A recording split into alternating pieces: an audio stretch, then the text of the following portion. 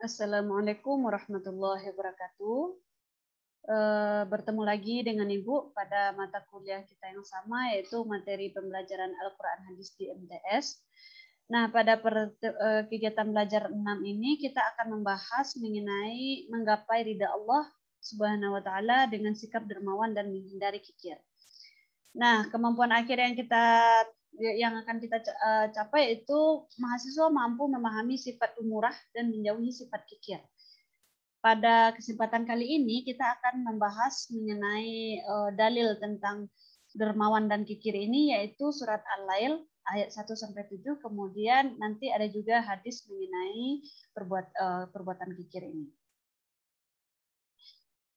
Oke. Nah, kita mulai dari surat Al-Lail ayat 1-7. Nah, surat Al-Lail ini adalah salah satu surat Makkiyah, yaitu surat yang diturunkan sebelum Nabi Muhammad hijrah ke Madinah. Pada surat Al-Lail 1-7 ini membahas mengenai sedekah. Mari kita baca bersama-sama dan memahami bersama-sama arti dan isi kandungan dari surat Al-Lail ini. Oke, mari kita awali dengan baca ta'awuz bismillah. A'udzubillahi minasyaitonirrajim. Bismillahirrahmanirrahim.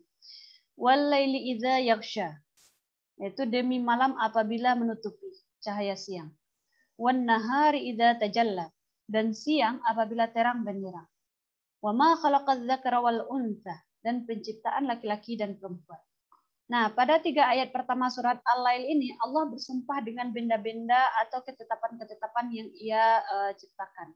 Yaitu terjadinya malam, terjadinya siang, kemudian adanya penciptaan laki-laki dan perempuan.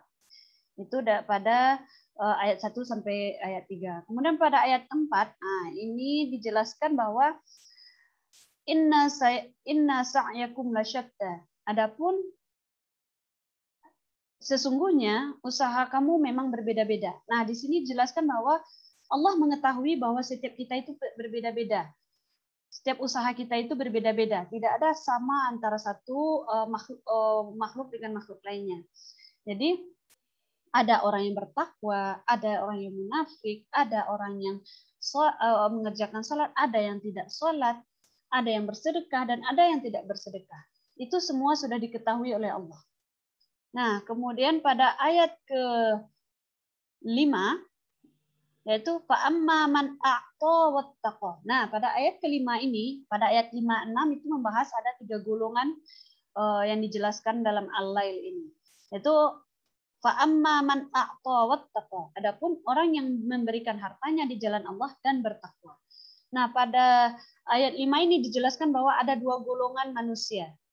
Yaitu yang pertama adalah orang yang mau memberikan hartanya di jalan Allah, kemudian orang yang bertakwa. Orang yang mau memberikan hartanya di jalan Allah atau bersedekah, berwakaf, berinfak, dan lain sebagainya. Nah, pada ayat ke-6, yaitu wasaddaqa bil husna. Ini kelompok yang golongan yang ketiga, yaitu dan membenarkan adanya pahala yang terbaik. Atau beberapa tafsir mengatakan bahwa surga, membenarkan adanya surga. Jadi 3 golongan ini adalah pertama orang yang mau bersedekah atau dermawan, kemudian orang yang bertakwa, takut dan taat kepada Allah, kemudian orang yang meyakini bahwa setiap kebaikan kita akan mendapat balasan, baik itu balasannya di dunia maupun di akhirat dalam bentuk surga. Nah, ini yang dijanjikan oleh Allah kepada orang yang 3 golongan ini, yaitu fasanuyassiruhu lil yusra. Maka kami kelak akan menyiapkan baginya jalan yang mudah. Nah, jalan yang mudah di sini apa maksudnya? Jalan yang mudah untuk ke surganya Allah. Jadi 3 golongan ini akan dijanjikan oleh Allah bahwa ia akan mendapatkan jalan mudah ke surga. Itu definisi jalan mudah pertama. Yang kedua, jalan mudah yang dia dapatkan ini adalah jalan mudah dalam setiap urusannya di bumi. Ya, itu makna jalan yang mudah yang kedua. Kemudian jalan mudah yang ketiga adalah jalan yang mudah bagi mereka untuk selalu berbuat hal baik. Ya, tiga perbuatan di atas.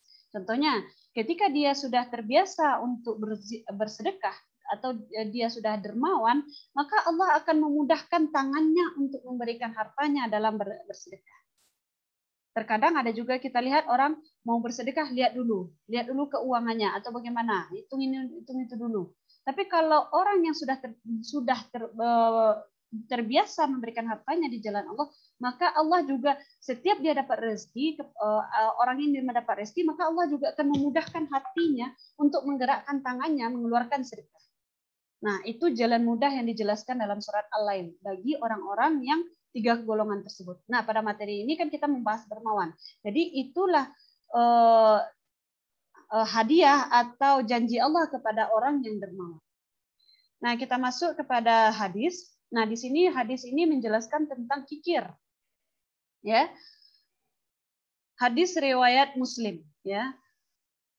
Wa an Jabir anna Rasulullah sallallahu alaihi wasallam qala ittaquz zulma fa inna zulma zulumatun yaumal qiyamah wattaqus syuha fa inna syuha ahlak man kana qablakum hamalahum ala ansafakum dima'wahum wastahallu maharimahum.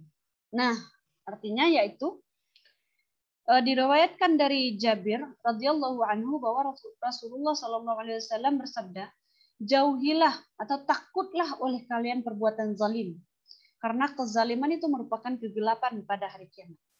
Ya, selanjutnya, dan jauhilah oleh kalian sifat kikir, karena kikir telah mencelakakan umat sebelum kalian yang mendorong mereka untuk menumpahkan darah dan menghalalkan apa-apa yang diharamkan bagi mereka. Nah, itu peringatan oleh Allah kepada kita untuk selalu menjauhi sifat kikir, karena sifat kikir ini akan menghancurkan. Ya, dalam istilahnya ada kikir ini, ada pula yang bakhil namanya. Tapi kikir ini tingkatnya lebih tinggi daripada bakhil. Kalau kita bakhil, kita hanya kita tidak mau mengeluarkan harta kita, itu bakhil. Tapi kalau kikir ini tingkatnya lebih tinggi daripada bakhil. Jadi selain dia tidak mau menyumbangkan hartanya atau bersedekah, dia juga membisikkan atau mengajak orang sekelilingnya untuk tidak bersedekah.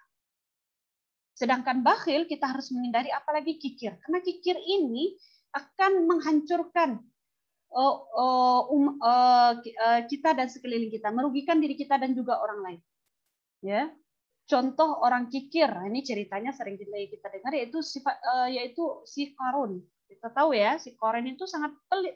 Nggak hanya pelit, dia juga tidak hanya hartanya, tapi dia juga melarang orang untuk bersedekah, menghasut-hasut orang untuk tidak bersedekah. Dia mengatakan bahwa kalau kita bersedekah, uang kita akan habis, harta kita akan habis. Tapi apa yang terjadi setelah itu? Allah lenyapkan Qarun itu beserta hartanya ditelan oleh tanah. Ya, begitulah kita tidak boleh tidak boleh kita meniru sifat-sifat seperti itu, karena sudah digambarkan sebelumnya bahwa sifat kikir ini memiliki dampak yang sangat buruk. Sedangkan bakhil sudah dilarang, apalagi kikir. Ya, kira-kira seperti itu. Jadi kalau kita bersifat kita kikir, itu akan merugikan diri kita, juga menghancurkan orang-orang di sekeliling kita.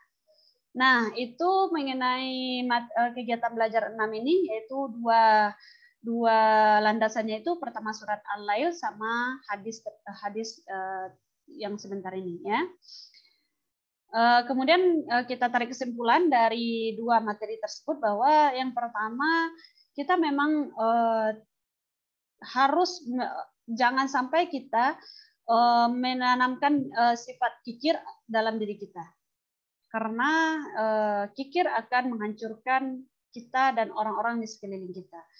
Kemudian ketika kita mau bersedekah, ringan tangan kita untuk bersedekah, maka Allah berikan kelapangan-kelapangan yang akan kita dapatkan di akhir nanti. Oke, itu dari Ibu hari ini.